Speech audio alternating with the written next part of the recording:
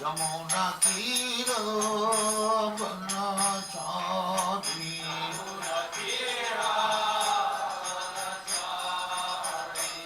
यमुना तीर बनचारी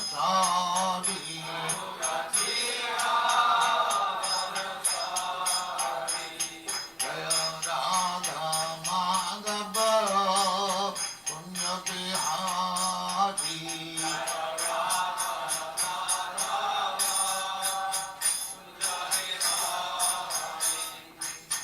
गोपी जन वल्लभ गिरिवरधारी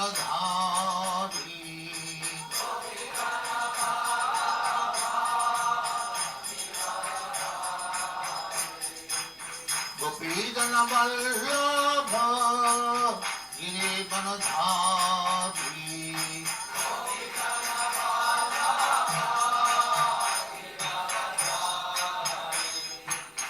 यशोदानंदन ब्रजजन रंजन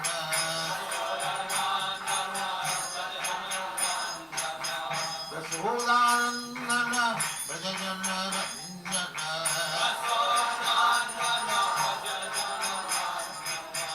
यमुना तीर बनचारी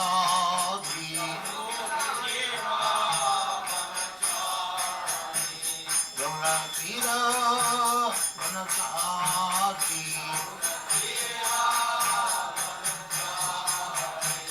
जय राधा माधव पुण्य बिहारी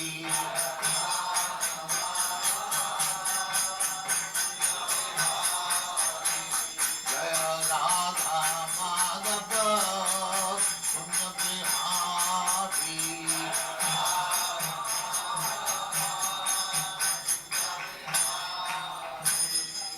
जय हो स्वाहा।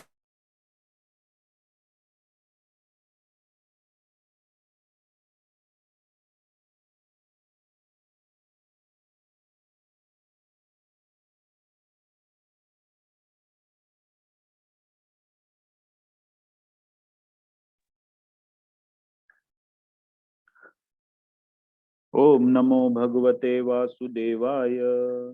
ओम नमो भगवते वासुदेवाय। ओम नमो भगवते वासुदेवाय। ओम नमो भगवते वासुदेवाय। ओम नमो भगवते वासुदेवाय। ओम नमो भगवते वासुदेवाय।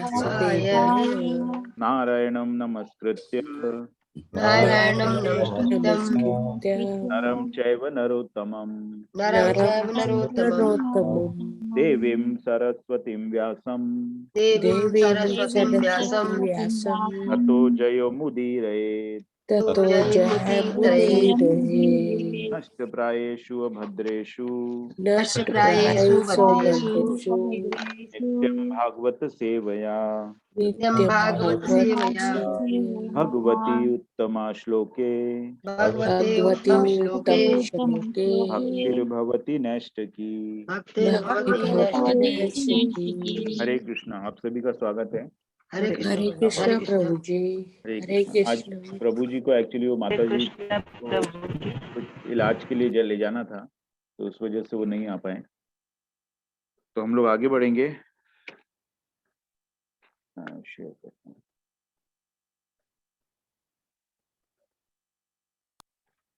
दूसरा अध्याय हृदय में भगवान चल रहा है। अभी दूसरे अध्याय का पाठ हम लोग कर रहे हैं। 28वां श्लोक है। वार्तालाप सुखदेव गोस्वामी बात कर रहे हैं और परीक्षित महाराज सुन रहे हैं। 28वां श्लोक पढ़ते हैं। ततो विशेषं प्रतिपद्य निर्भयः तेनात्मनापो अनलमूर्तिरत्वरन् ज्योतिर्मयो वायुमुपेत्य काले वायवात्मनाखं प्रहदात्मलिंगम्। ततो विशेषं प्रतिपद्य निर्भयः तेनात्मनापो अनलमूर्तिरत्वरन् ज्योतिर्मयो वायुमुपेत्य काले वायवात्मनाखं बृहदात्मलिंगम्। मेरे साथ पढ़िएगा। ततो विशेषं प्रतिपद्य निर्भयः ततो विशेषस्य विशेषं प्रतिपद्य निर्भया तेनात्मनापो अनलमूर्तिरत्वरन् स्तेनात्मनापो अनलमूर्तिरत्वरन् ज्योतिर्मयो वायुम् उपेत्य काले ज्योतिर्मयो वायुम् अपेत्य काले वायवात्मनाखं बृहदात्मलिङ्गम् बाह्यबाह्यात्मलिङ्गम् ततो विशेषं प्रतिपद्य निर्भयः तो विशेषं प्रतिपद्य निर्भया तेनात्मनापो अनलमूर्तिरत्वरन् स्तेनात्मनापो अनलमूर्तिरत्वरन् ज्योतिर्मयो वायुम् उपेत्य काले ज्योतिर्मयो वायुम् अपेत्य काले वायवात्मनाखं बृहदात्मलिङ्गम् बाह्यबाह्यात्मकं बृहदात्मलिङ्गम् शब्दार्थ ततः तत्पश्चात विशेषम विशेष रूप से प्रतिपद्य प्राप्त करके निर्भय बिना किसी संदेह के तेन उससे आत्मना शुद्ध आत्मा आपह जल अनल अग्नि मूर्ति रूप अत्वरन पार करके ज्योतिर्मय तेजवान वायुमंडल में उपेत्य पहुंचकर काले कालक्रम से वायु आत्मना आत्मा से खम आकाश में बृहत विशाल आत्मलिंगम आत्मा का असली स्वरूप। भावार्थ सत्य लोक पहुंचकर भक्त अपने सूक्ष्म शरीर से अपने स्थूल शरीर जैसी सत्ता में निर्भय होकर समाविष्ट हो जाता है और क्रमशः वह भूमि से जल अग्नि तेज तथा वायु की अवस्थाएं पार करता हुआ अंत में स्वर्गीय आकाश में पहुंच जाता है। तो इस सत्य लोक तक पहुंचने के लिए बताया गया है। इसमें सूक्ष्म शरीर मतलब स्थूल बॉडी जो कि मन बुद्धि और अहंकार की बात कर रहे हैं यहाँ पर, उसके बाद वो किस तरह से वो पंच तत्व के शरीर को पार करता हुआ स्वर्गीय आकाश में पहुंचता है। भावार्थ मेरे साथ पढ़िएगा। सत्य लोक पहुंचकर भक्त अपने सूक्ष्म शरीर से अपने स्थूल शरीर जैसी सत्ता में निर्भय होकर समाविष्ट हो जाता है और क्रमशः वह भूमि से जल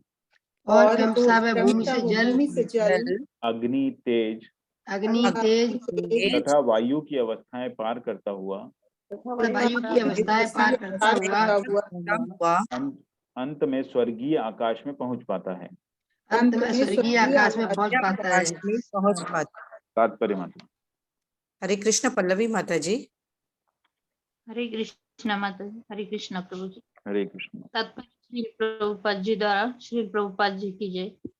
जो व्यक्ति आध्यात्मिक सिद्धि तथा अभ्यास से ब्रह्मलोक या सत्यलोक तक पहुंच जाता है वह 3 विभिन्न प्रकार की सिद्धियों को प्राप्त करने का पात्र बन जाता है। जो व्यक्ति अपने पुण्य कर्मों के कारण कोई विशेष लोक प्राप्त करता है तो वह अपने अनुपातिक पुण्य कर्मों के आधार पर ही ऐसे स्थान पाता है। जो व्यक्ति विराट या हिरण्यगर्भ की पूजा करके स्थान प्राप्त करता है वह भी ब्रह्मा की मुक्ति के साथ साथ मुक्त हो जाता है।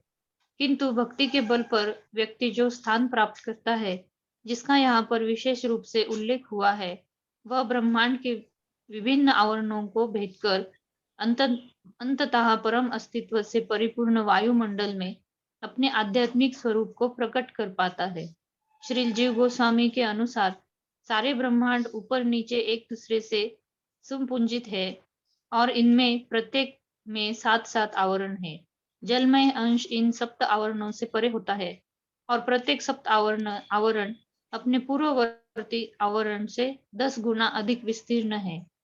जो भगवान इन सारे ब्रह्मांडों को अपने श्वास से सृजित करते हैं वे ब्रह्मांडों के पुंज के ऊपर शयन करते हैं। कारणार्णव का जल ब्रह्मांड के जल आवरण से पृथक स्थित रहता है। ब्रह्मांड को आवरित करने वाला जल भौतिक जल है जबकि कारणार्णव का जल आध्यात्मिक जल है।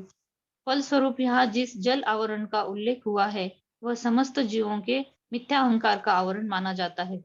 यहाँ पर एक एक करके भौतिक आवरणों से क्रमिक मुक्ति का जो उल्लेख हुआ है वह स्थूल शरीर की मिथ्या अहंकार अवधारणाओं से क्रमशः मुक्त होने तथा उसके पश्चात सूक्ष्म शरीर में तब तक लीन रहने की प्रक्रिया है जब तक भगवत धाम में शुद्ध आध्यात्मिक शरीर प्राप्त न हो ले। श्री श्रीधर स्वामी पुष्टि करते हैं कि भगवान द्वारा संस्कारित किए जाने के बाद प्रकृति का एक अंश महत तत्व कहलाता है। इस महत तत्व का ही एक अंश मिथ्या अहंकार कहलाता है। अहंकार का एक अंश शब्द ध्वनि है और शब्द ध्वनि का एक अंश वायुमंडल की वायु है। इस वायु का एक अंश स्वरूपों में बदल जाता है और इन स्वरूपों से विद्युत या ऊष्मा बनती है। ऊष्मा से पृथ्वी की गंध उत्पन्न होती है तथा इस गंध से स्थूल पृथ्वी उत्पन्न होती है। ये सब मिलाकर दृश्य जगत बनाते हैं। दृश्य जगत का विस्तार 4 अरब मील दोनों ओर का व्यास है।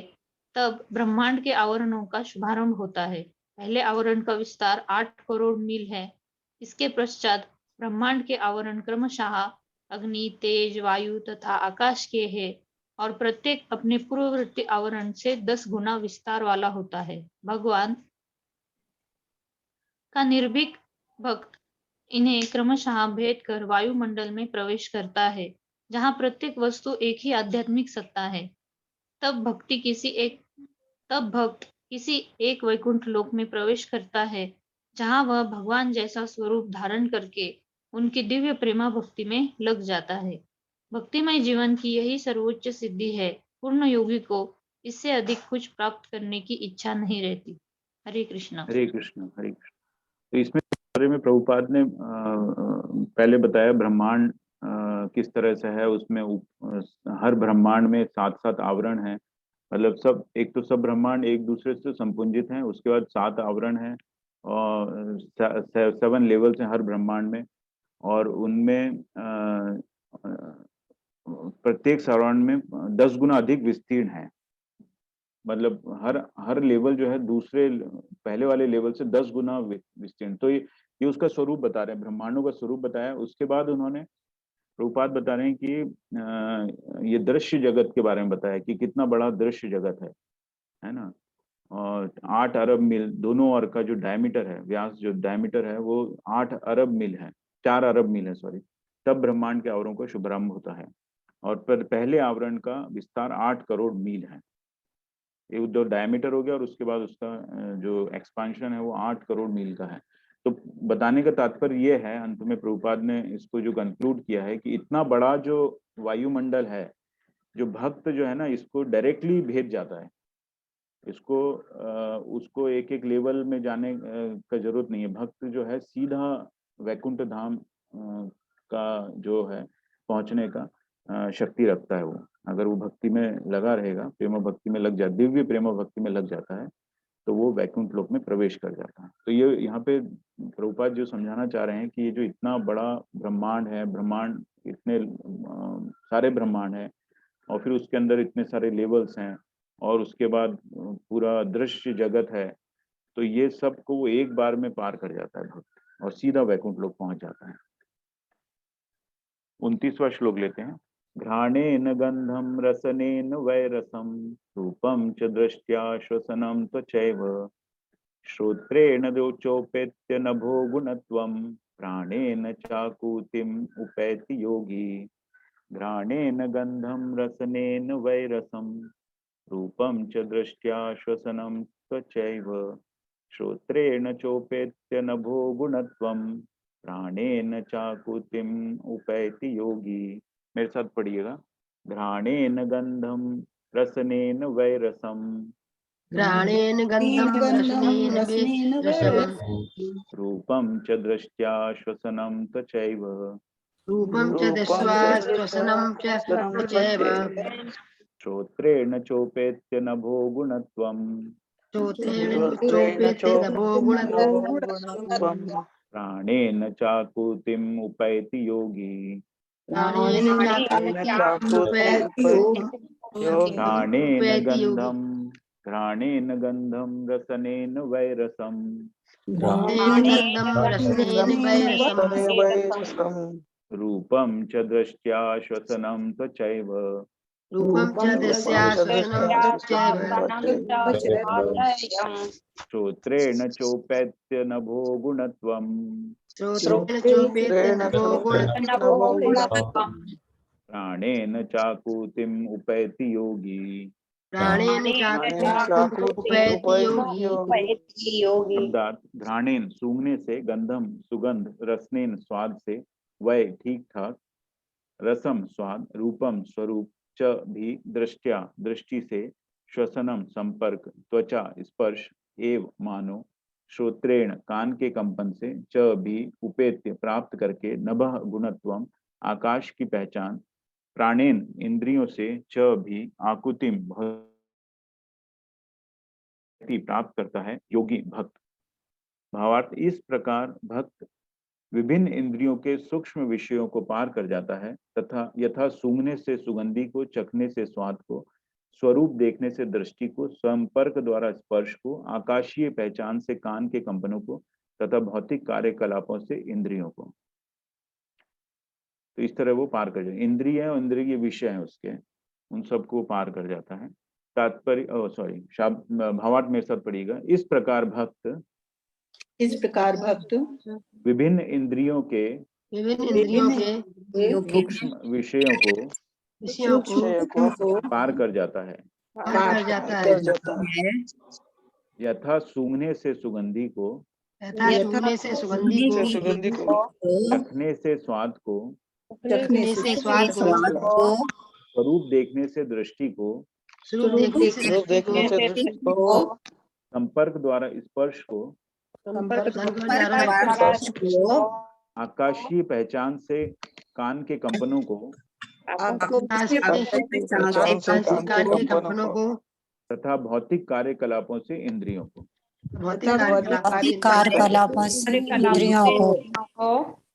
तो इस तरह इंद्रिय हो गए और उसके इंद्रिय विषय हो गए, मोटा, और उनको पार वो कर जाता है। तात्पर्य माता जी। हरे कृष्णा शैला माता जी। हरे कृष्ण माता जी। हरे कृष्ण बाबू जी। श्रील प्रभुपाद श्रील प्रभुपाद की जय।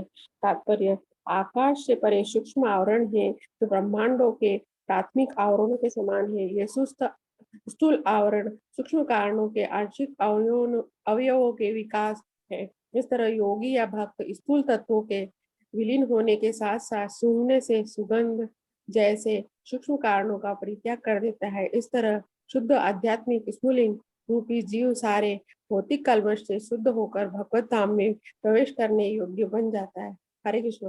हरे कृष्ण। इस तरह योगी या भक्त स्थूल तत्वों के विलीन होने के साथ साथ सूंघने से सुगंध जैसे सूक्ष्म कारणों का परित्याग कर देता है। तो हर इंद्रिय और उसका विषय, उन सब विषय का भी परित्याग हो जाता है और इस तरह से वो भौतिक कलमश से शुद्ध हो जाता है।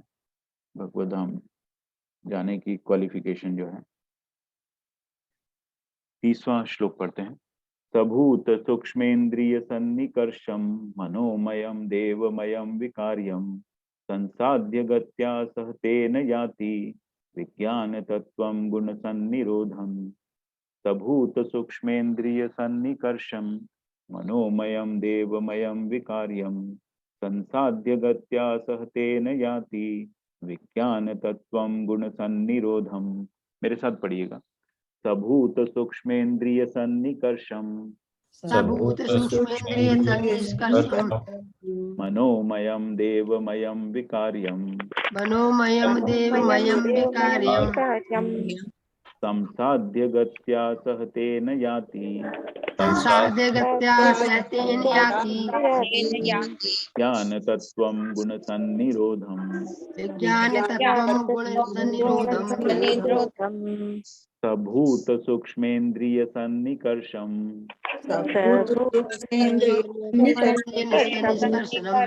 मनोमयम देवमयम विकार्यम संसाध्य गत्या सह तेन याति विज्ञान तत्वं गुण सन्निरोधम।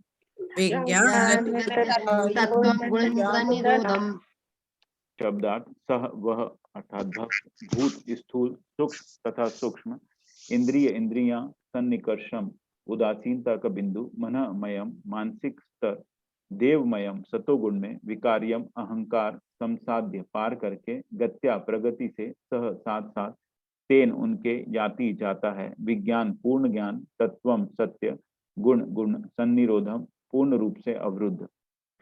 भावार्थ, इस तरह से भक्त स्थूल तथा सूक्ष्म आवरणों को पार करके अहंकार के स्तर में प्रवेश करता है।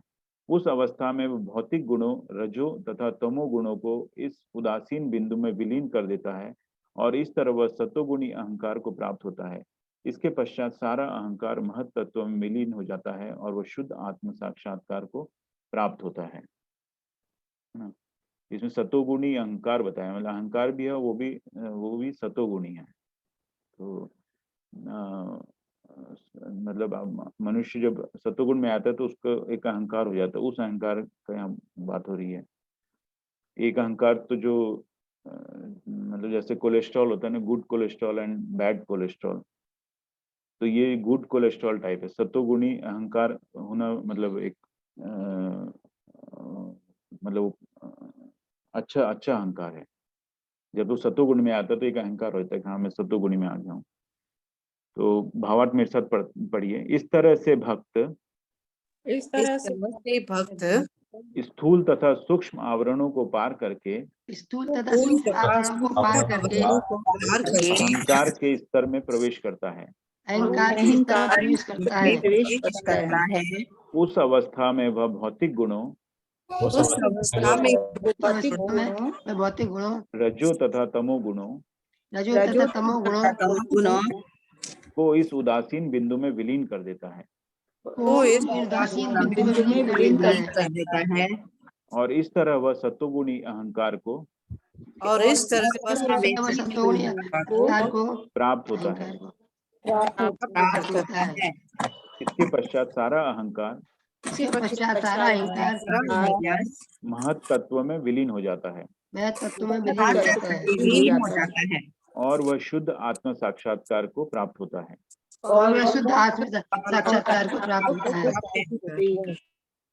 हरे कृष्ण। तो सत्वगुणी अहंकार जैसे बताया इसमें, तो भगवत गीता में भी हम लोगों ने पढ़ा था कि सत्वगुणी व्यक्ति बद्ध क्यों हो जाता है। वो इसी वजह से हो जाता है क्योंकि उसको ज्ञान हो जाता है और उसको अहंकार हो जाता है और वो बद्ध हो जाता है। बट अंत में जैसे कि इसमें लास्ट में लिखा है, इसके पश्चात सारा अहंकार, सारा मतलब पूरा अहंकार जो है महत्व में विलीन हो जाता है और वो भी नहीं रहता बाद में और वो शुद्ध आत्म साक्षात्कार को प्राप्त होता है। तात्पर्य मंत्री संतोषी माता जी, हरे कृष्णा। संतोषी गुप्ता माता जी जी, हरे कृष्णा प्रभु जी, हरे कृष्ण माता हरे जी। कृष्ण। श्री प्रभुपाद जी की जय। श्री प्रभुपाद जी के द्वारा तात्पर्य, जैसा कि हम कई बार बता चुके हैं, शुद्ध आत्म साक्षात्कार अपने को भगवान के नित्य दास के रूप में स्वीकार करने की शुद्ध चेतना है। इस तरह मनुष्य भगवान की दिव्य प्रेमा भक्ति की अपनी मूल स्थिति में पुनः आरूढ़ होता है। जैसा कि अगले श्लोक में स्पष्ट बताया गया है, भगवान से किसी प्रकार का पारिश्रमिक पाए बिना या अन्य रूप में भगवान की प्रेमा भक्ति करने की यह अवस्था तभी प्राप्त हो सकती है जब भौतिक इंद्रियां शुद्ध हो तथा इंद्रियों की आदि शुद्ध अवस्था पुनः प्राप्त हो सके। यहाँ पर यह सुझाया गया है कि इंद्रियों को योग के द्वारा शुद्ध किया जा सकता है। इसमें स्थूल इंद्रियां तमोगुण में लीन हो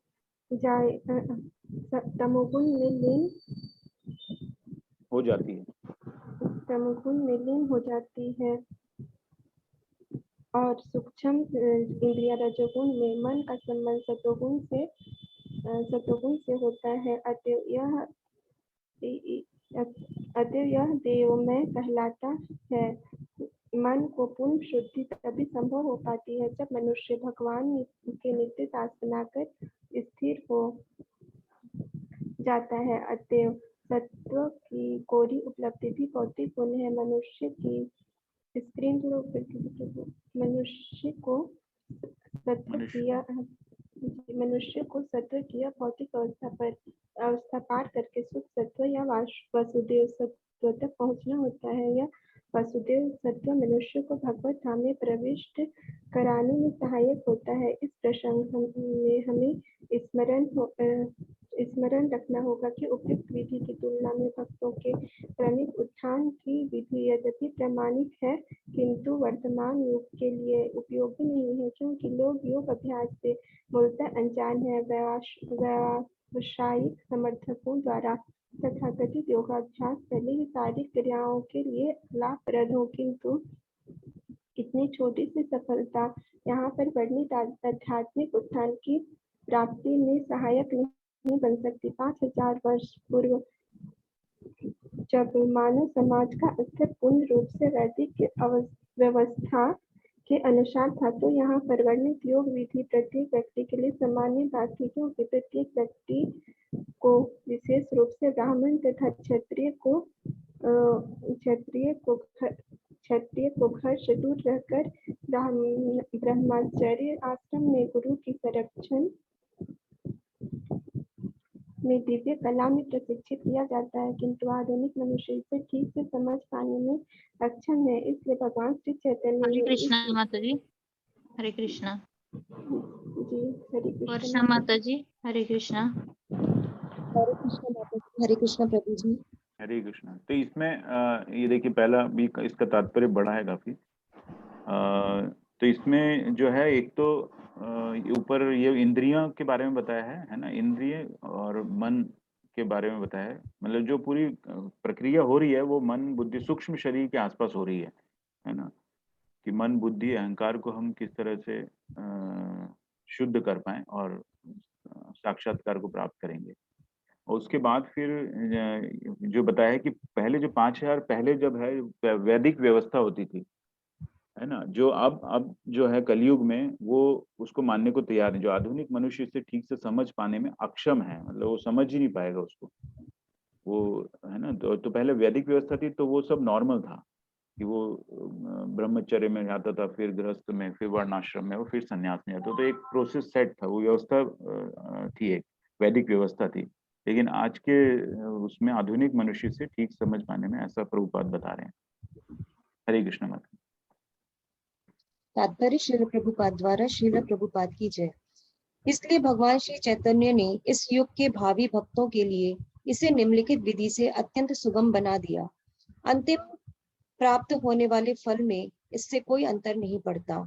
सबसे मुख्य बात तो यह है कि मनुष्य को भक्ति योग की मूल महत्ता को समझना चाहिए। सारे जीव अपने अपने कर्मों तथा फलों के अनुसार विविध योनियों में विभिन्न प्रकार के बंधनों को भोग रहे हैं, किंतु विभिन्न कार्यों को संपन्न करने के दौरान जिस व्यक्ति की भक्ति तक थोड़ी भी पैठ हो जाती है, वह भगवान तथा गुरु की अहेतुक की कृपा से भगवान की सेवा की महत्ता को समझ सकता है। भगवान निष्ठावान व्यक्ति की सहायता गुरु की भेंट कराकर करते हैं, जो भगवान का ही प्रतिनिधि होता है। ऐसे गुरु के उपदेश से मनुष्य को भक्ति योग का बीज प्राप्त होता है।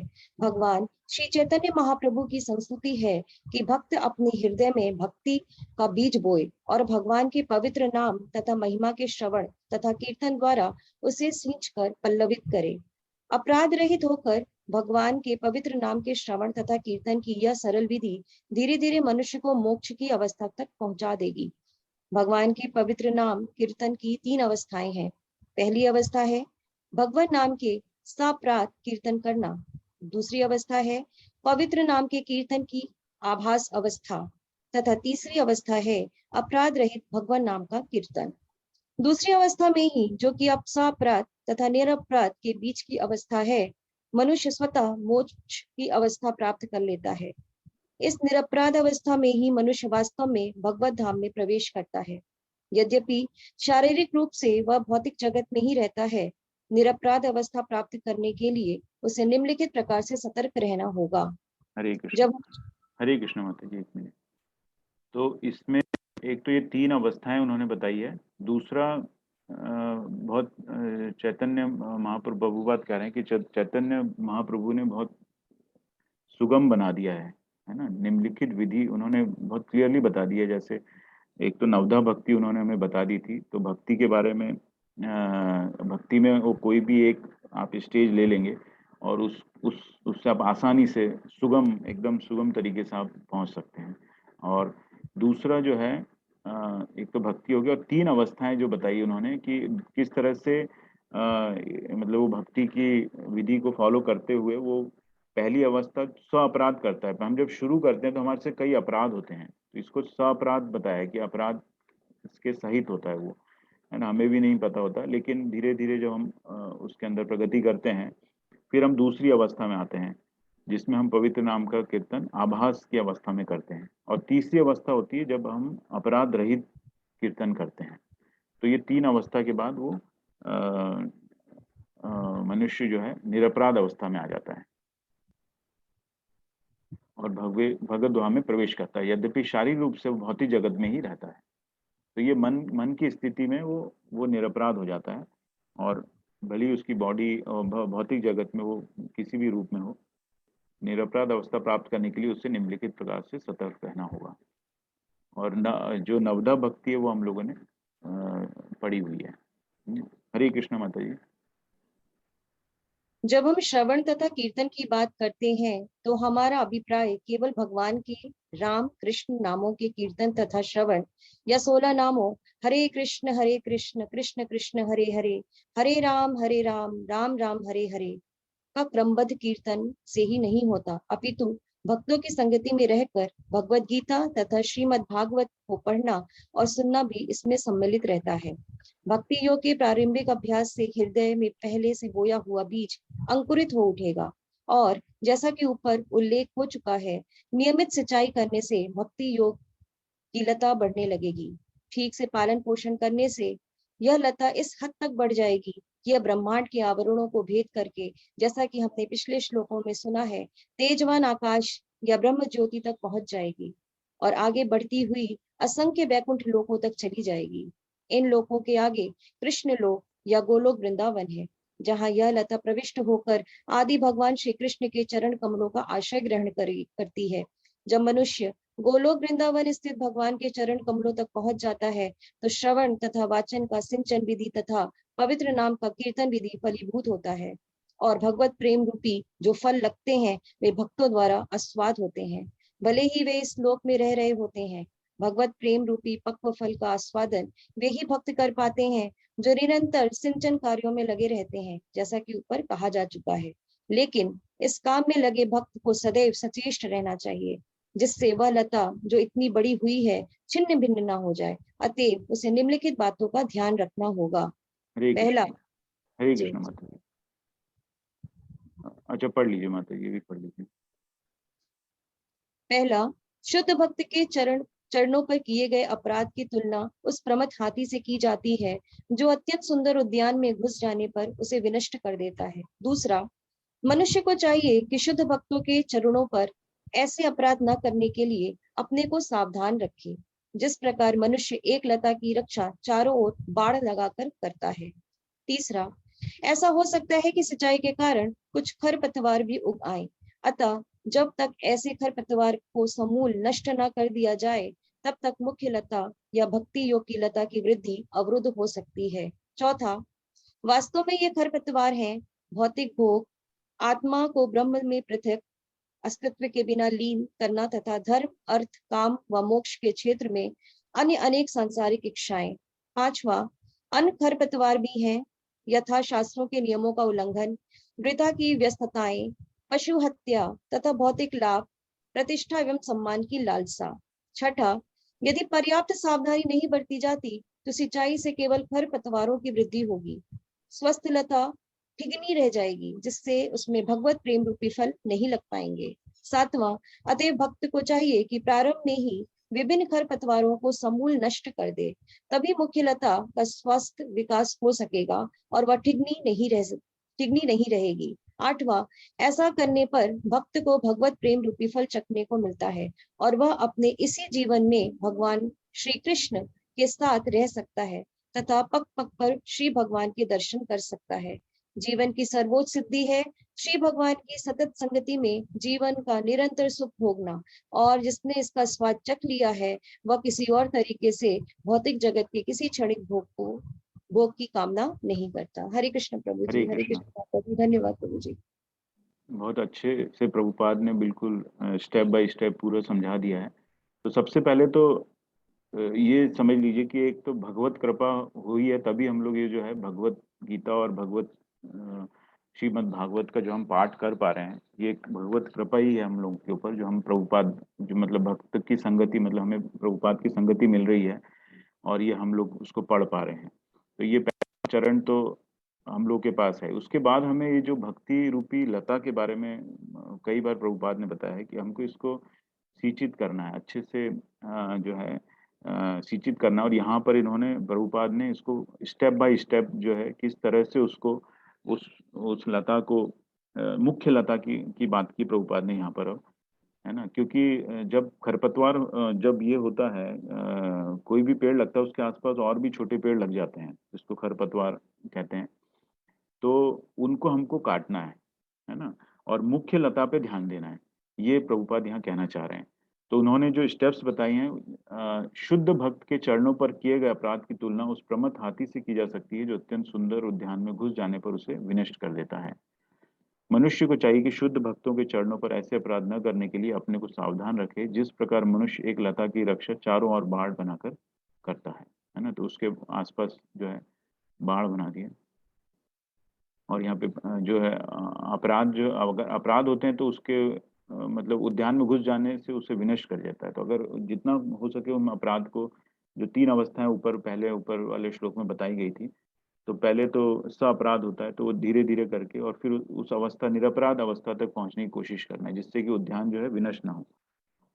और उसके बाद उसको बाड़ लगाकर उसको रोकना है, मतलब उसकी जो बाउंड्री बनाकर हमको एक बाउंड्री बना देना है। फिर एक बार हम ऊपर हमने उसको, उस उद्यान को हमने अपराध रहित कर दिया, उसके बाद उसको बाड़ बना देना है, ताकि वो उसके अंदर वो जो मुख्य लता है वो खराब ना हो। ऐसा हो सकता है कि सिंचाई के कारण कुछ खरपतवार भी उगाए, अतः जब तक ऐसे खरपतवार को समूल नष्ट कर न दिया जाए, तब तक मुख्य लता या भक्ति योग की लता की वृद्धि अवरुद्ध हो सकती है ना। तो आसपास की जो खरपतवार भी उग जाएगी, तो उसको भी सफाई करनी है हमें। वास्तव में ये खरपतवार है भौतिक भोग, आत्मा को ब्रह्म के प्रतीक अस्तित्व के बिना लीन करना, तथा धर्म, अर्थ, काम व मोक्ष क्षेत्र में अनेक सांसारिक इच्छाएं जो है, ये सब हमारी खरपतवार हैं। तो इसको हमको, इन सब से हमको दूर करना है, जिससे हमारे जो है हमको आसक्ति हो, भक्ति पैदा हो और उसमें अनुरक्ति हो। यदि पर्याप्त सावधानी नहीं बरती जाती तो सिंचाई से केवल खरपतवारों की वृद्धि होगी, स्वस्थ लता ठिगनी रह जाएगी, जिससे उसमें भगवत प्रेम रूपी फल नहीं लग पाएंगे।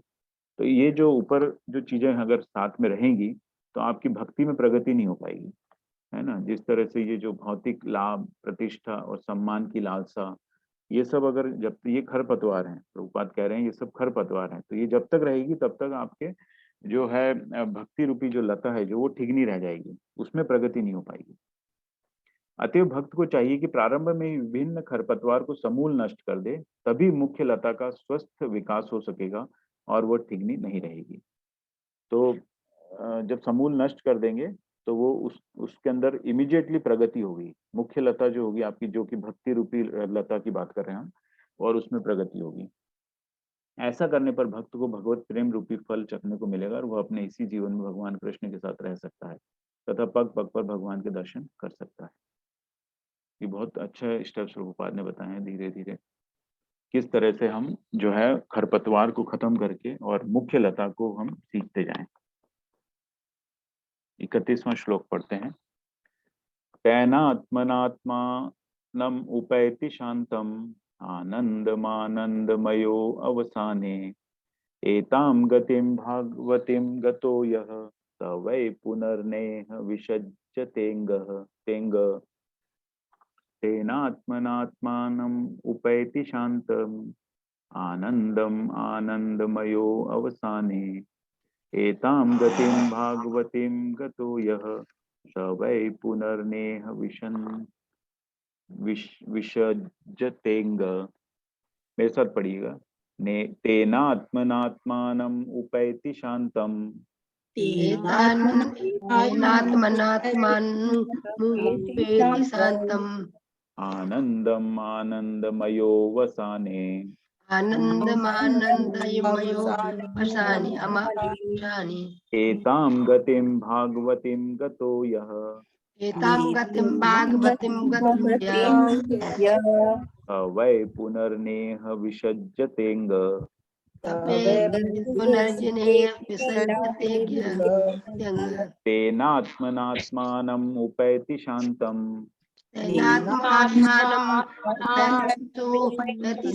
उपैति शान्तम् आनन्दम् आनन्दमयो वसाने आनन्दमानन्दमयो वसाने एतां गतिं भागवतीं गतो यः एतां गतिं भागवतीं गतो यः वै पुनर्नेह विसज्जतेऽङ्ग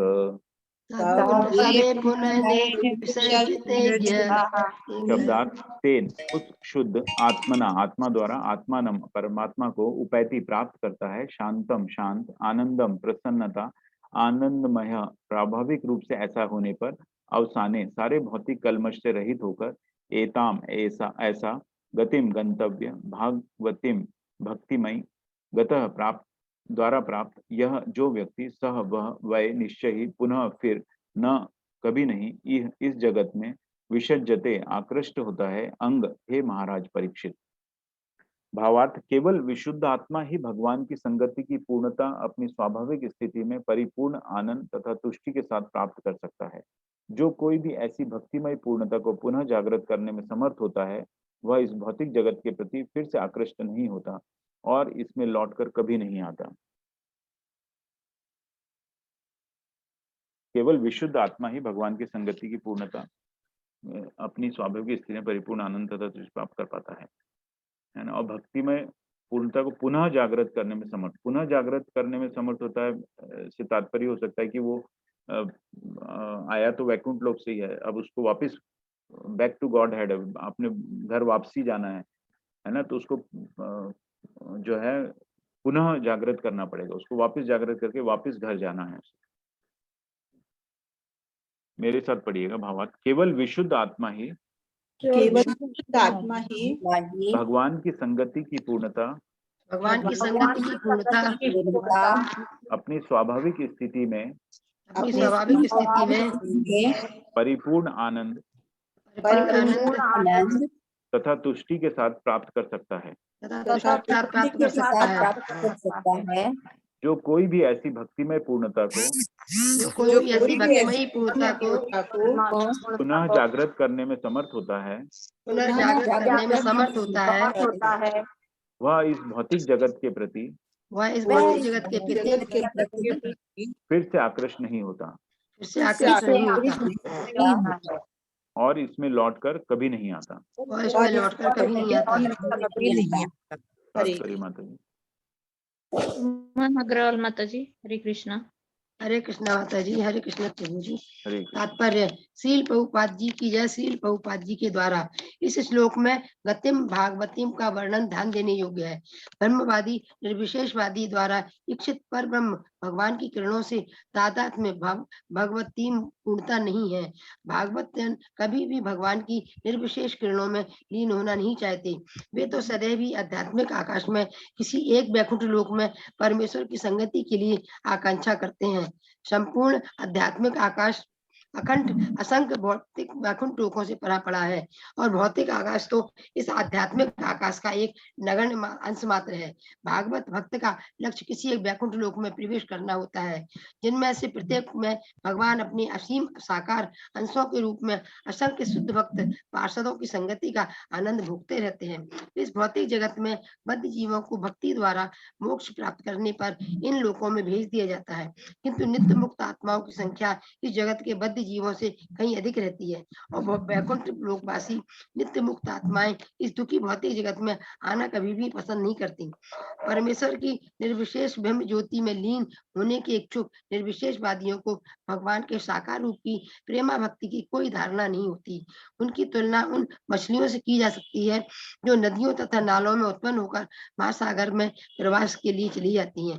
वे बहुत काल तक महासागर में नहीं रह सकती क्योंकि इंद्रिय तृप्ति की उनकी इच्छा उन्हें पुनः नदियों नालों में वापस ला देती है। इसी प्रकार जब भौतिकवादी जीव सीमित जगत में भोग करने के लिए अपने प्रयत्नों में विफल हो जाता है, तो वह या तो कारणारंभ में लीन होकर या निर्विशेष ब्रह्म ज्योति में तेज में लीन होकर निर्विशेष मोक्ष की खोज करता है।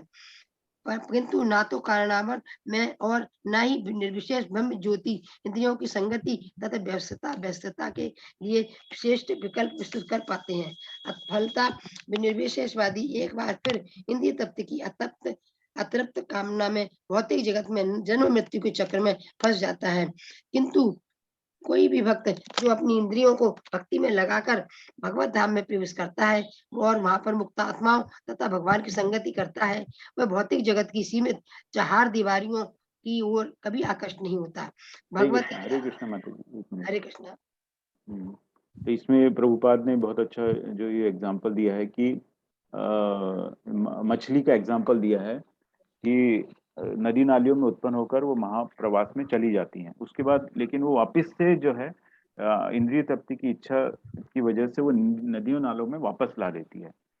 तो इस प्रकार जब भौतिकवादी सीमित जगत में भोग करने के अपने प्रयत्न में विफल हो गया होता है, तो वह यहाँ या तो कारणार्णव में लीन होकर या निर्विशेष ब्रह्म ज्योति में लीन होकर निर्विशेष मोक्ष की खोज करता है। तो यहाँ प्रभुपाद कहना चाह रहे हैं कि जो वो है वापस अपनी इंद्रिय तृप्ति की वजह से वो वापस जो है नदी नालों की तरह, जिस तरह से मछली नदी नालों में वापस आती है, तो वो वापस जो भौतिकतावादी जो है वो मतलब ब्रह्म ज्योति की खोज करता है या निर्विशेषवादी की तरह होकर वो ब्रह्म ज्योति प्राप्त करने की कोशिश करता है। तो वो महासागर तक जो है वो पहुंच ही नहीं पाता है। वो नदी नालियों का प्रभुपाद जैसा कह रहे हैं कि नदी नालियों में ही वो वापस आने की उसके मंशा रहती है। हरे कृष्ण। भगवत गीता 8.15 में भी इसी की पुष्टि की गई है। जैसा कि भगवान कहते हैं, बड़े बड़े महात्मा गण या भक्ति योगी मेरी संगति प्राप्त करने के बाद इस दुखमय तथा अस्थायी जगत में फिर कभी वापस नहीं आते। अतएव जीवन की सर्वोच्च सिद्धि भगवान की संगति प्राप्त करने के अतिरिक्त और कुछ नहीं है। भगवान की सेवा में लगे रहने के कारण भक्ति योगी को ज्ञान या योग जैसी अन्य मोक्ष की विधि के लिए कोई आकर्षण नहीं होता। शुद्ध भक्त 100% भगवान का भक्त होता है, अन्य कुछ भी नहीं। इस श्लोक के जी हरे कृष्ण। हरे कृष्ण। तो इसमें जो है भक्त जो होता है, शुद्ध भक्त जो होता है, वो एक तो जो भगवत गीता का यहाँ पे वर्णन दिया कि बड़े बड़े महात्मागण या भक्ति योगी मेरी संगति, भगवान कह रहे हैं कि बड़े बड़े महात्मागण या भक्ति योगी मेरी संगति प्राप्त करने के बाद इस दुखमय तथा अस्थायी जगत में फिर कभी वापस नहीं आते। तो एक बार उन्होंने भक्ति योग में लग गए वो और वैकुंठ लोक पहुंच गए, तो फिर वो वापस नहीं आएंगे, जैसा कि अन्य मोक्ष विधि की लक्षण है। शुद्ध भक्त 100% भगवान का भक्त होता है। हरे कृष्णा। शकुंतला पवार माता जी। हरे कृष्णा। हरे कृष्णा माता जी। हरे कृष्ण। हरे कृष्ण। तात्पर्य प्रभुपाद के द्वारा तात्पर्य श्री प्रभुपाद की जय। इस श्लोक के अन्य दो शब्दों शांतम तथा आनंदम पर भी हमें ध्यान देना होगा, क्योंकि ये बोध कराते हैं कि भगवत भक्ति भक्त को वास्तव में दो महत्वपूर्ण वर देने वाली है। ये है शांति तथा तुष्टि। निर्विशेषवादी ब्रह्म से एकाकार होने का इच्छुक रहता है, या दूसरे शब्दों में वह ब्रह्म बनना चाहता है। यह कोरी कल्पना है। योगी विविध प्रकार की योग शक्तियों से ऊब उठता है, जिसके कारण उसे ना तो शांति मिलती है ना संतोष। अतएव ना तो निर्विशेषवादी ना ही योगी को वास्तविक शांति तथा संतोष मिल पाता है, किंतु भक्त पूर्ण रूप से शांत तथा संतुष्ट रह सकता है, क्योंकि उसकी संगति पूर्ण ब्रह्म से रहती है।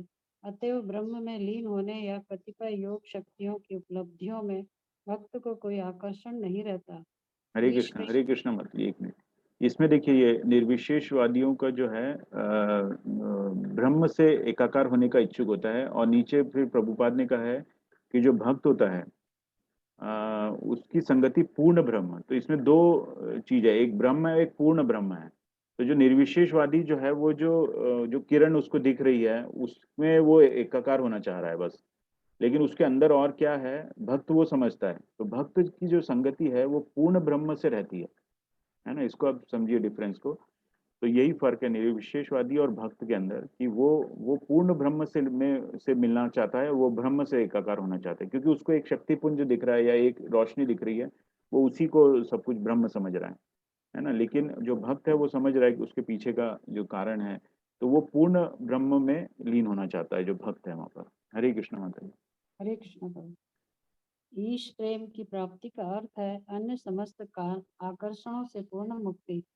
बद्ध जीव अनेक इच्छाएं करता है, जैसे धार्मिक व्यक्ति बनना, धनी बनना, प्रथम कोटि का भोक्ता होना, या स्वयं ईश्वर होना, या योगी आदि की भांति शक्तिशाली बनना, और कुछ भी पाकर या करके आश्चर्यजनक रूप से कार्य करना। ये समस्त महत्वाकांक्षाएं उस भावी भक्त द्वारा ठुकरा दी जानी चाहिए जो अपने सुप्त भगवत प्रेम को पुनः जागृत करना चाहता है। अशुद्ध भक्त भक्ति संपन्न करके उपर्युक्त सारी भौतिक वस्तुओं की कामना करता है, किंतु शुद्ध भक्त में उपर्युक्त कल्मश लेश मात्र भी नहीं रहते। इनमें भौतिक इच्छाएं, निर्विशेष का चिंतन तथा योग शक्तियों की प्राप्ति सम्मिलित है। शुद्ध भक्तिमय सेवा के द्वारा अपने वांछनीय उद्देश्य अर्थात भगवान के लिए मनुष्य भगवत प्रेम भगवत प्रेम की स्थिति प्राप्त कर सकता है। हरे कृष्ण। यदि हम हरे अधिक कृष्ण स्पष्ट माता जी, करना एक मिनट चाहें एक मिनट। तो यहाँ पर जो प्रभुपाद हैं कि उन्होंने भावी भक्त के बारे में प्रभुपाद कह रहे हैं कि एक है भक्त, भक्त जो है वो तो जो ठुकरा चुका है वो तो भक्त है ही है ना। यहाँ पे भावी भक्त जो भक्ति में है अभी, या भक्त बनना चाहते हैं, शुद्ध भक्त बनना चाहते हैं, है ना। तो ये सब महत्वाकांक्षाएं जो है वो ठुकरा दी जाती हैं, ठुकरा देता है वो, और उसके बाद फिर वो शुद्ध भक्त बनता है। हरे कृष्ण। हरे कृष्ण। यदि हम अधिक स्पष्ट करना चाहें तो कह सकते हैं कि यदि कोई भगवत प्रेम को प्राप्त करना चाहता है तो उसे भौतिक भोग की सारी इच्छाओं का परित्याग कर देना चाहिए। उसे किसी भी देवता की पूजा से दूर रहना चाहिए और उसे केवल पूर्ण पुरुषोत्तम भगवान की पूजा में लगे रहना चाहिए। उसे भगवान से तदाकार होने के मूर्खतापूर्ण विचार का परित्याग कर देना चाहिए और संसार में प्रतिष्ठा पाने के लिए आश्चर्यजनक शक्तियों को प्राप्त करने की इच्छा त्याग देनी चाहिए। शुद्ध भक्त किसी पारिश्रमिक की आशा न करके भगवान की सेवा में ही लगा रहता है। इससे भगवत प्रेम प्राप्त होगा, या जैसा कि इस श्लोक में कहा गया है, शांतम तथा आनंदम की स्थिति प्राप्त हो सकेगी। हरे कृष्णा प्रभु हरे जी। हरे कृष्ण। माता जी। तो अंत धन्यवाद। में प्रभुपाद जो इस श्लोक में कह रहे हैं कि सिर्फ उसे पूर्ण पुरुषोत्तम भगवान की पूजा में ही लगना चाहिए, है ना। और इसमें ये कहा किसी भी देवता की पूजा से दूर रहना चाहिए। तो और प्रभुपाद ने कई जगह भी कहा है, कई तात्पर्यों में भी कहा है कि देवताओं का अनादर नहीं करना, मतलब पूजा से दूर रहना चाहिए। इसका मतलब नहीं कि आप मंदिर के सामने से गुजर रहे हैं और आपने मुंह उधर फेर लिया, मतलब दूर रहने का मतलब वो नहीं है। आप वो त्रुटिपूर्ण ढंग से है, जैसा भगवान ने कहा है भगवत गीता में कि वो कर तो रहा है बट वो त्रुटिपूर्ण ढंग से कर रहा है। मतलब वो जिसकी भी देवता की पूजा करता है उसमें भगवान उसकी श्रद्धा को स्थिर कर देते हैं, और जिससे वो जो चाहता है वो क्षणिक होता है, वो उसको मिल जाता है, तो वो भगवान उसको देते हैं। तो वो लेकिन अगर आप भक्ति में हैं और आपका लक्ष्य जो है वैकुंठ धाम है या भगवान के धाम में जाना है, तो आप कोशिश करिए। और आप दूसरे देवताओं की पूजा भी करते हैं तो उनसे, जैसा प्रभु जी ने भी कई बार अपने उसमें बताया कि उनसे वही मांगिए कि मुझे शक्ति दे कि मैं भक्ति कर पाऊँ।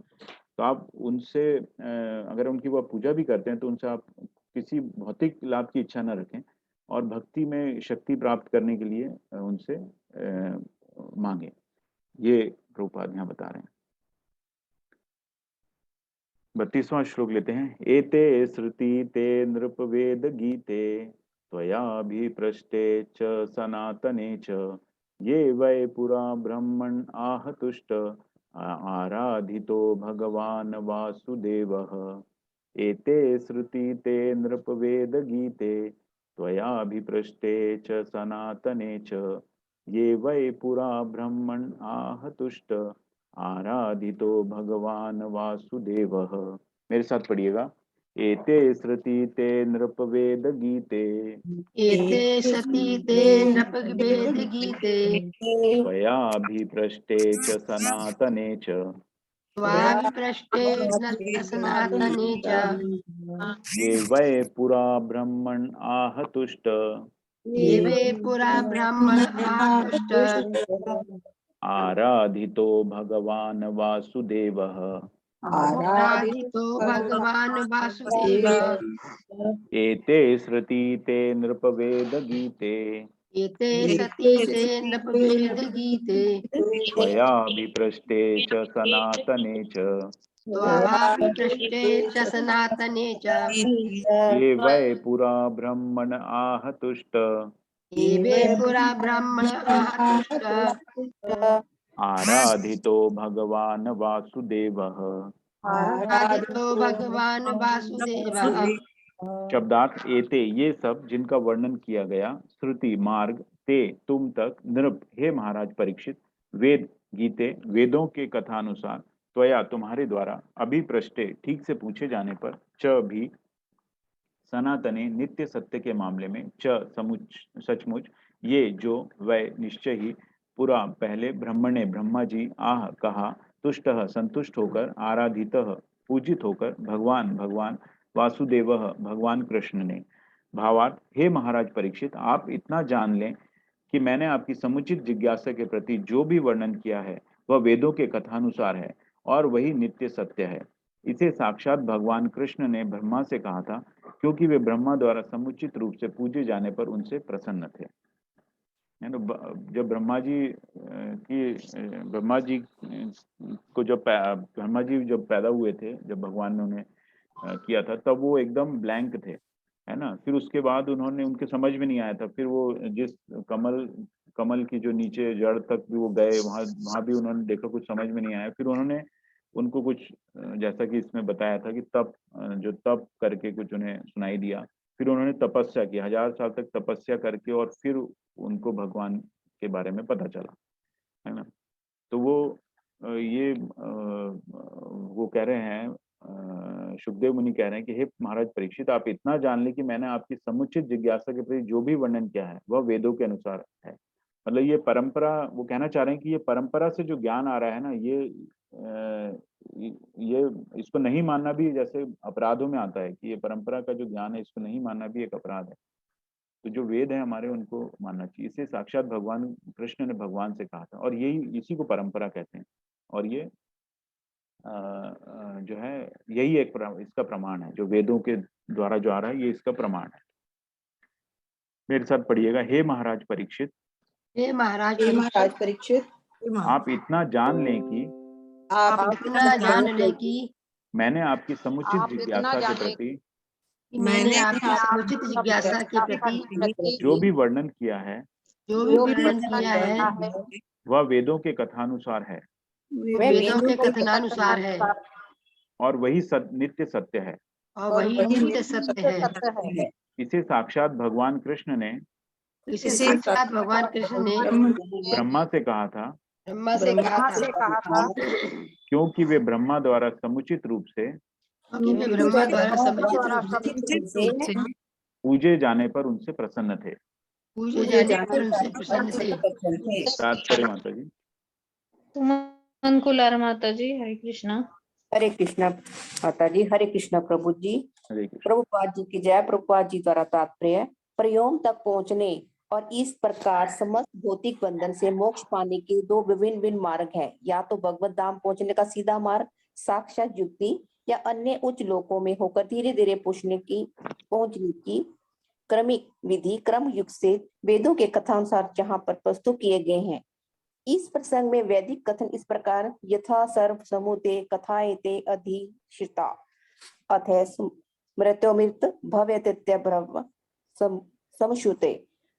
ब्रह्मदायक उपनिषद 4.4.7 तथा तेजचिर्मस्यते बृहदारण्यक उपनिषद 6.2.15 जो हृदय रोग तुल्य समस्त भौतिक इच्छाओं से मुक्त है, वे मृत्यु को जीतने से समर्थ होते हैं और आविर्लोक से होकर भगवत धाम में प्रवेश करते हैं। ये वैदिक कथन श्री भगवत धाम के कथन का समर्थन करने वाले हैं और इनकी पुष्टिशील सुखदेव गोस्वामी द्वारा की जा रही है और जोर देकर ये कहते हैं कि इस सत्य का उद्घाटन वासुदेव भगवान श्री कृष्ण ने वेदों के प्रथम अधिकारी ब्रह्म से किया है। गुरु शिष्य परंपरा के अनुसार सर्वप्रथम भगवान श्री कृष्ण ने ब्रह्मा को वेद सुनाया। ब्रह्मा ने श्री नारद को और श्री नारद ने व्यासदेव जी को। व्यासदेव जी ने श्री सुखदेव स्वामी को यही ज्ञान दिया और इसी प्रकार आगे चलता रहा। इस तरह इस समस्त प्रतिकृत पुरुषों के कथनों में कोई अंतर नहीं है क्योंकि सत्य सनातन है। अतः सत्य के विषय में कोई नवीन मत नहीं हो सकता। वेदों में निहित ज्ञान को जानने का यही साधन है। इसे ना तो प्रकंड्या पंडिताय द्वारा समझाया जा सकता है, ना संसारी पंडितों की फैशन प्रस्त व्याख्याओं द्वारा। इनमें से ना कुछ जोड़ने को है ना घटाने को, क्योंकि सत्य तो सत्य है। अतः मनुष्य को किसी न किसी प्रमाण को स्वीकार करना होता है। आधुनिक विज्ञानी भी कुछ वैज्ञानिक सत्यों के लिए सामान्य व्यक्तियों के लिए परिणाम तुल्य है। सामान्य व्यक्ति विज्ञानी के कथन का पालन करता है। इसका अर्थ ये हुआ कि सामान्य व्यक्ति परिणाम का अनुगमन करता है। वैदिक ज्ञान भी इसी रीति से प्राप्त किया जाता है। सामान्य व्यक्ति यह तर्क नहीं कर सकता कि आकाश के परे क्या है या ब्रह्मांड के परे क्या है। उसे चाहिए कि वेदों के कथनों को इसी प्रकार स्वीकार करे जिस प्रकार से प्रमाणिक गुरु शिष्य परंपरा स्वीकृति किए जाते हैं। श्री मद्भगवत भगवत गीता में भी चतुर्थ अध्याय में गीता को समझाने की यही विधि बताई गई है। यदि कोई आचार्यों के प्रमाणिक कथन को नहीं मानता तो वेदों में वर्णित सत्य की उसकी खोज व्यर्थ ही है। धन्यवाद प्रभु जी। हरे कृष्णा। है ना। तो ये बेसिक जो लास्ट लाइन है ये है, आचार्यों के प्रामाणिक कथन को नहीं मानता तो उसकी खोज व्यर्थ ही होगी। तो ये तो सबसे पहली चीज है जो कि आपको वेदों पे तो विश्वास करना ही होगा, क्योंकि वही प्रमाण है हमारे लिए। तो वही प्रमाण है जैसे कि उन्होंने बताया। और ये प्रभुपाद ने बहुत अच्छा बताया कि इसमें जो हृदय रोग तुल्य, मतलब जो हार्ट डिसीज के बराबर बताया उन्होंने भौतिक इच्छाओं को। तो जो हृदय रोग तुल्य समस्त भौतिक इच्छाओं से मुक्त है वे मृत्यु को जीतने में समर्थ है और अर्ची लोक से होकर भगवत धाम में प्रवेश कर सकते हैं। तो जो पूरा जो ये है, ये भौतिक इच्छाएं ही है जो मूल कारण, इन्हीं को हमको दूर करना है। ओम अज्ञानतिमिरान्धस्य ज्ञानांजन शलाकया चक्षुरुन्मीलितं येन तस्मै श्री गुरुवे नमः। नमो विष्णुपादाय कृष्णपृष्ठाय भूतले श्रीमते भक्तिवेदांत स्वामिनिति नामिने। नमस्ते सारस्वती देवे गौरवाणी प्रचारिणे निर्विशेष शून्यवादी पाश्चात्य देशतारिणे। जय श्री कृष्ण चैतन्य प्रभु नित्यानंद श्री अद्वैत गदाधर श्रीवासादि गौर भक्त वृंद। हरे कृष्ण कृष्ण कृष्ण हरे हरे, हरे राम राम राम हरे हरे।